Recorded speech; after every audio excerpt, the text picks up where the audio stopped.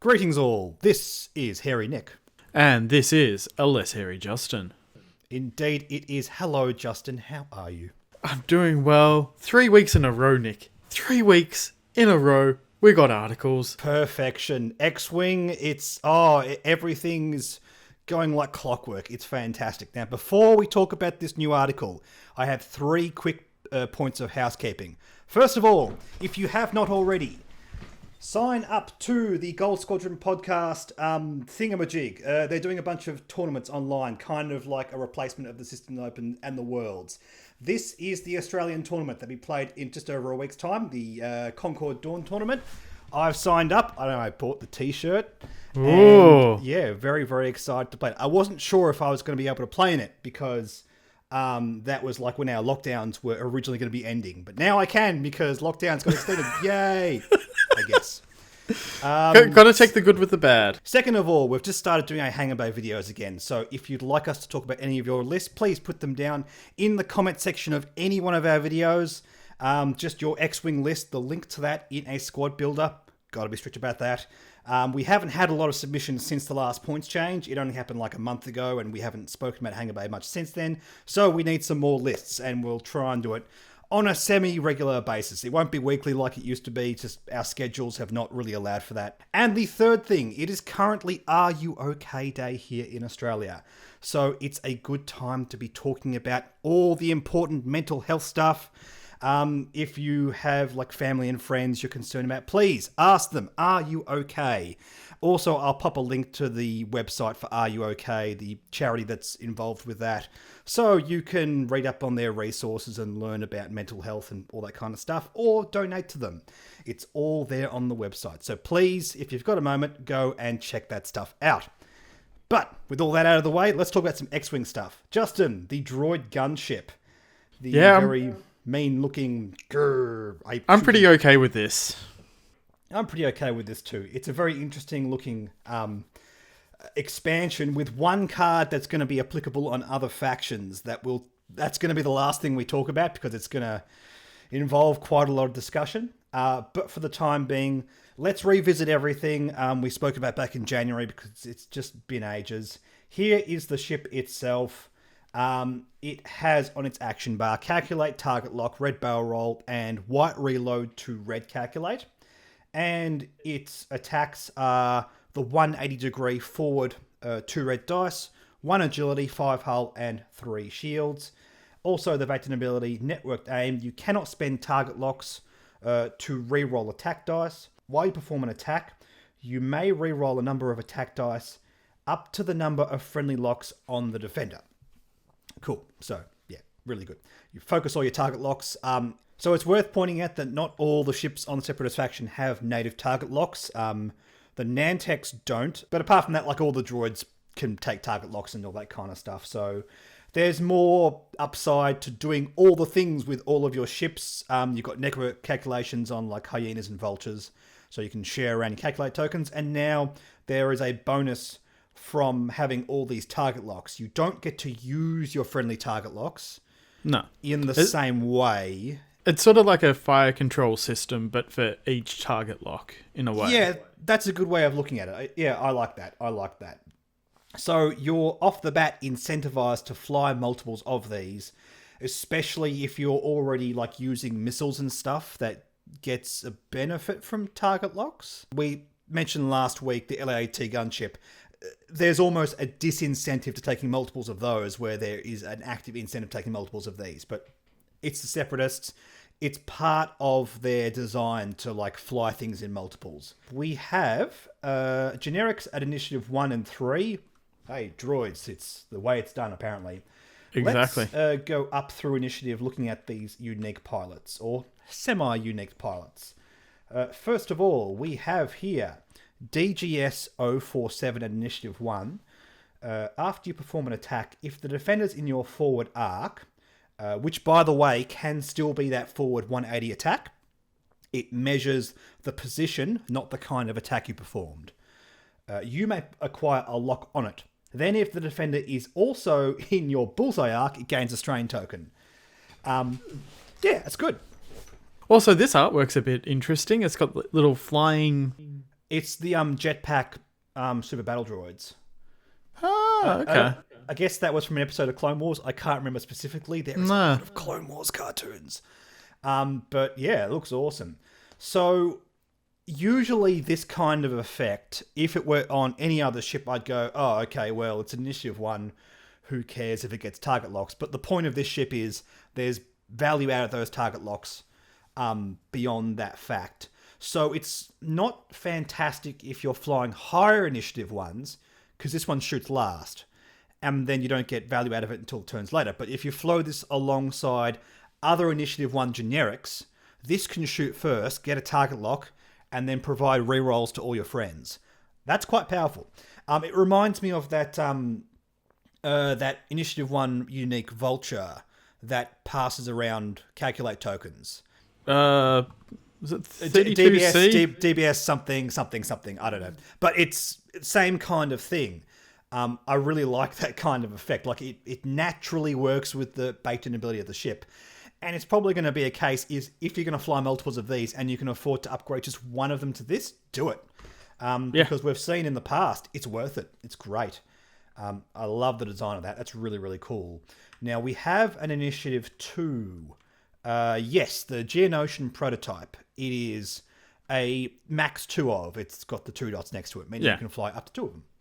While you perform a missile or cannon attack, you may remove 1 tractor token from the defender to reroll up to 2 attack dice.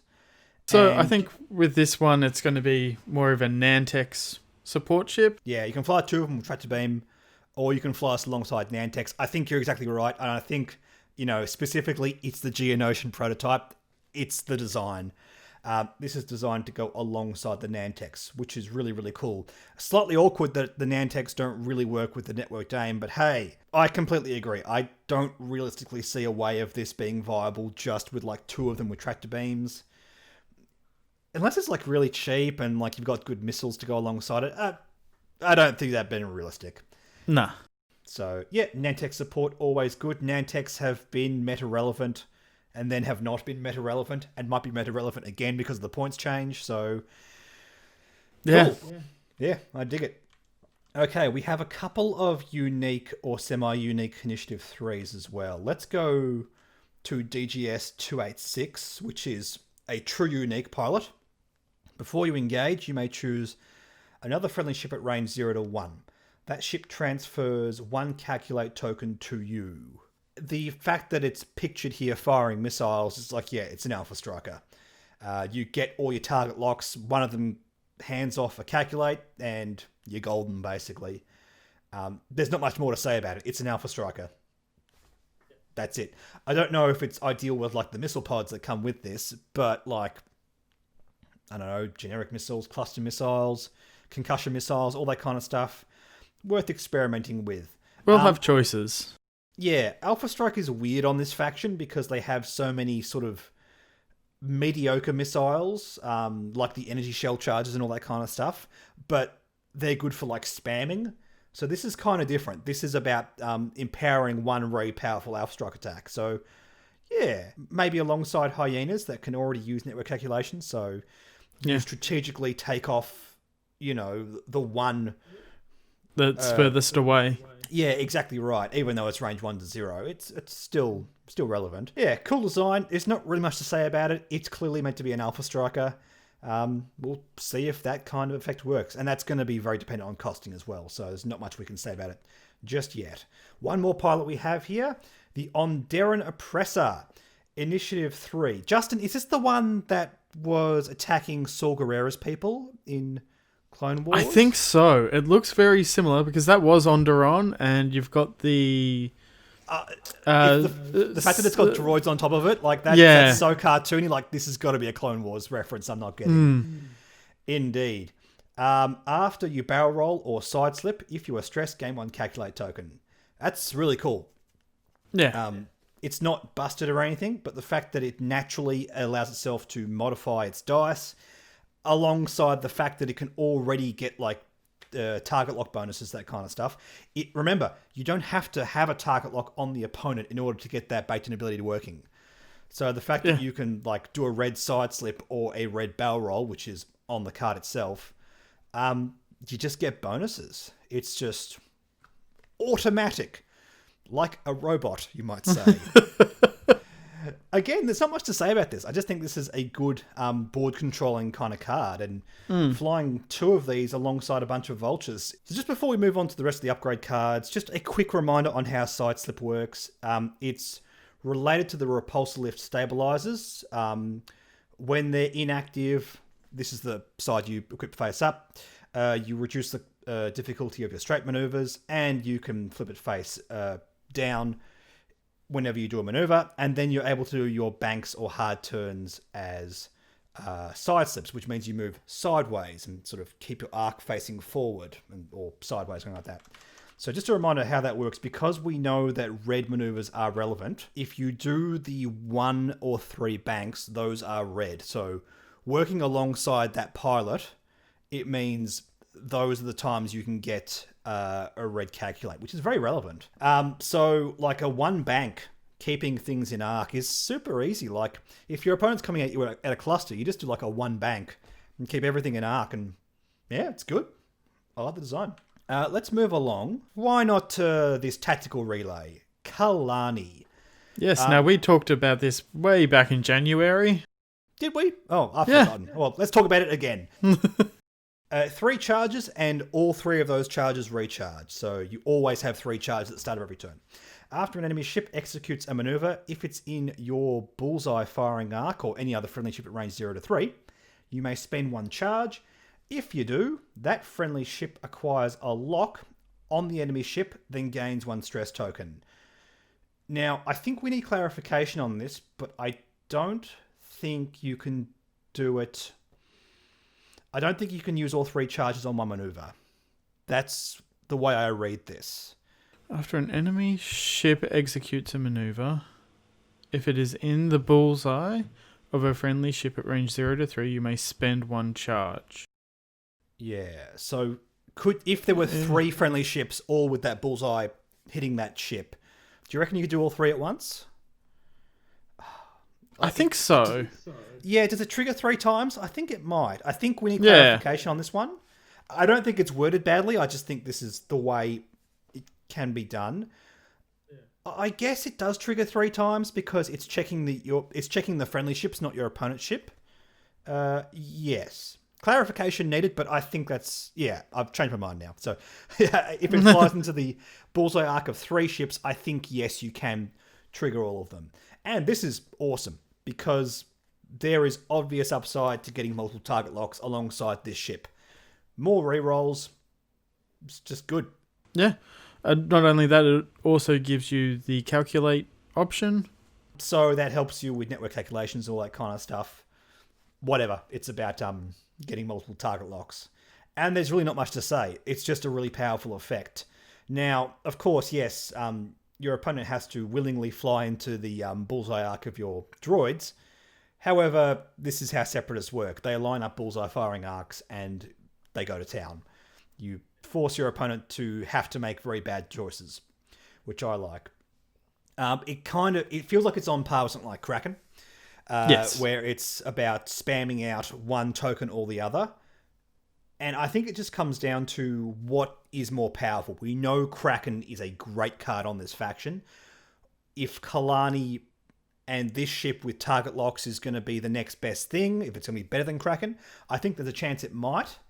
Well, the other thing is they still get a stress token as well after acquiring the lock. So it's not pure upside. There is a little bit of a downside. I agree. There's downside built into it, but the upside is so relevant, I think this is probably going to land points-wise around the same as Kraken, I would say. If not more so, it's going to depend on how much it performs. And it's hard to say without seeing it on the table first. Let's move over to Concussion Bombs. This is a payload upgrade with 3 charges. During the system phase, if any of this card's charges are inactive, you must spend a charge to drop a Concussion Bomb. Otherwise, you may spend a charge to drop a Concussion Bomb. So basically what it's saying is, once you've dropped one of them, the next turn and the turn after that, you're dropping one more and then one more. So there is inherent downside to this card. It can be quite scary. And I think that's a kind of way of balancing out the way it's meant to work. Because it says in the article, The way this works is, once it goes off, anything at range 0 to 1, that's remotes and enemy ships, get a face-down damage card, and then they either flip a damage card face up, or they get a strain token. And I generally don't like modal effects, as in you get to choose or your opponent gets to choose something, if like strain and that kind of stuff's involved. But I like this one because you are incentivized to fly more aggressively if your opponent takes a strain token and then you get to attack them. That's real upside. That's really good.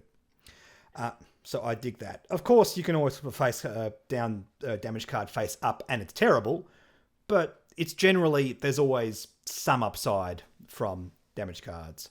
Yeah, no, I think this might start seeing a little bit of play in other factions as well. Things that can launch them as well might be really interesting.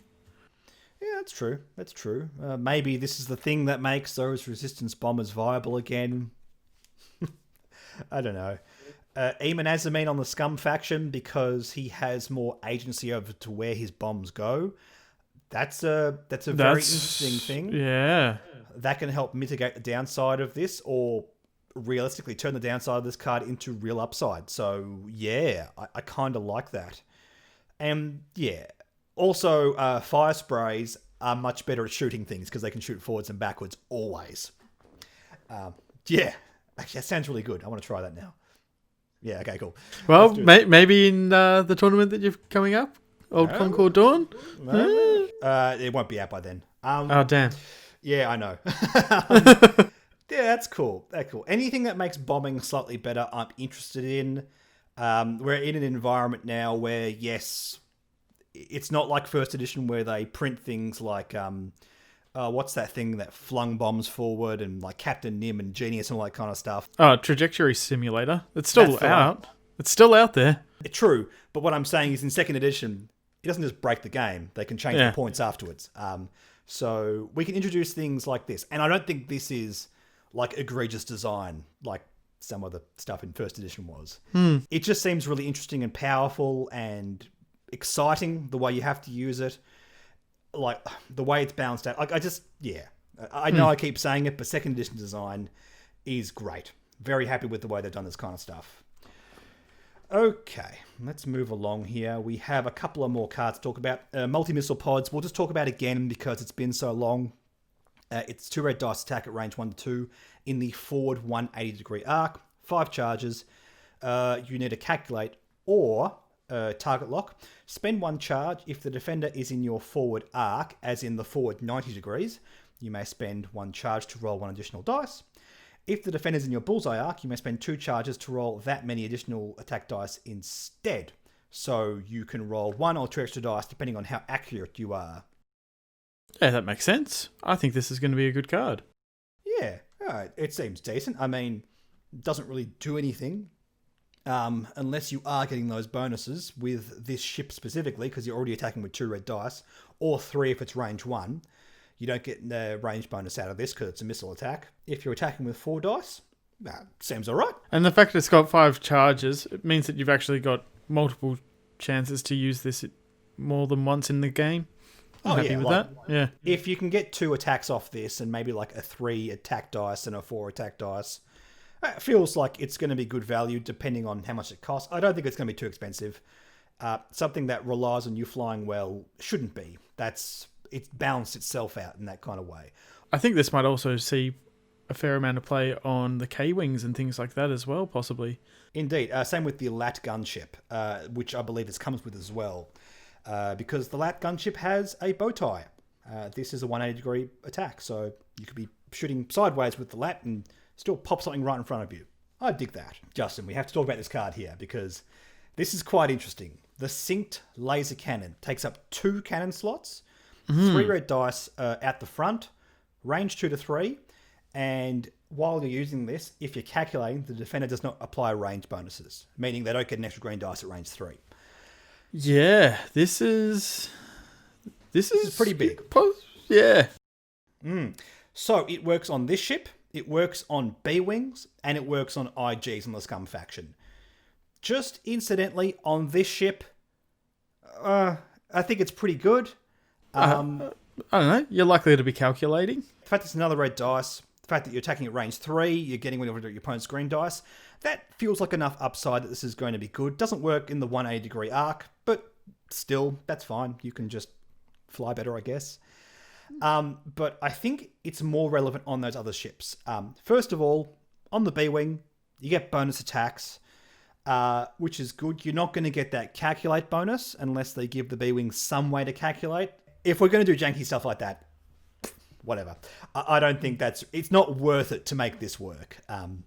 It's just one of those things. It means that the B-Wings are going to function slightly better at longer ranges, which is something that is not really in their wheelhouse. Having said all of this, we were chatting about this. Unless this is really, really cheap, which I don't think it's going to be, I think B-Wings in general are going to prefer auto blasters because of how well they work at range 1, which is really what the B-Wings are designed to do. On the IGs, on the other hand, this is very interesting. They all have calculate. Yeah, the fact that they've got the access to the calculate, that's going to make this pretty big. Indeed. Now, it's worth pointing out, for you older players out there who are used to seeing IGs from first edition, IG-88B, primary, then heavy laser cannon. No. This is not that. Thank God. We don't want that in the game anymore. It was... also, this might work with 3 of them as well, depending on how it's costed.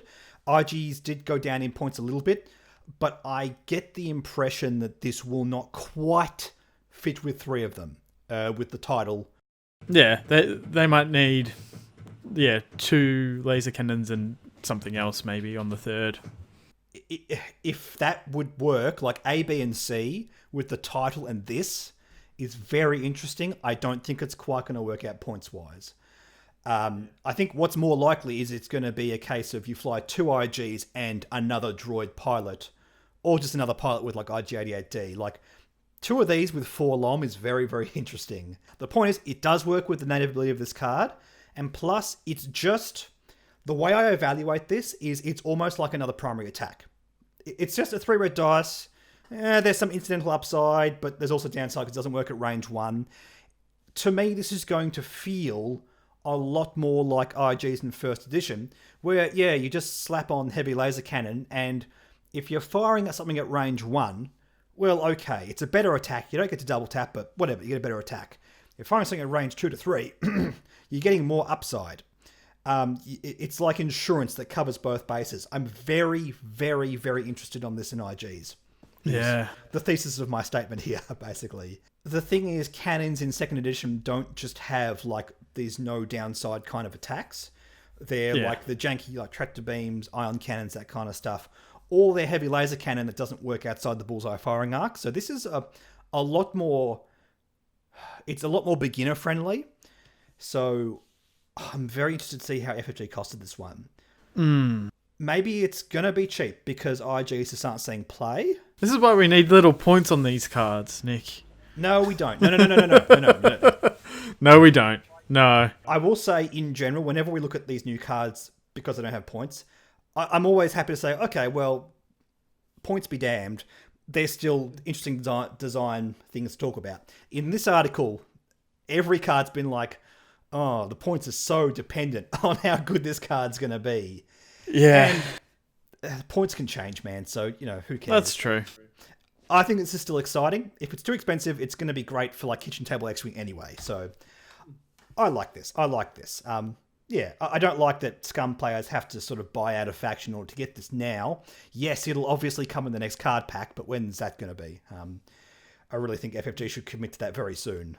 Try and get it out around Christmas at this point, because we're really starting to need it. We really need it. Yeah. Anyway, let's end it here because we can just talk about this for ages. Very exciting pack. I think I'm going to have to get one. I've already ordered 2. Yeah. I'm worried about how many of these cannons I'm going to need to fly with my IGs. Well, you can borrow mine if I'm not using them. Thanks. Yes. Do you think that's considered essential if I drive to your house to pick up X-Wing cards?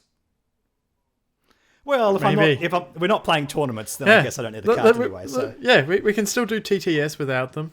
That's true. We will. A lot of experimentation to do with this next wave. Very excited to see what happens when it comes out, what the points are. We'll have to play some games on the channel to sort of see how it all goes. Definitely keen to do some more of that kind of stuff here. Anyway, thank you so much for joining me, Justin. If you'd like to be involved with the Patreon we have for this channel, the link for that is down in the description, so you can be part of the Discord and have a grand old time playing in those tournaments and just getting to chat to us. It's always good fun. Really keen to have some more interaction with the patrons, so if you want to be involved with that, down in the description. In the meantime, like, comment, subscribe, do all the stuff that makes the YouTube algorithm very happy with me and Justin. And we'll catch you both in the next video. Bye.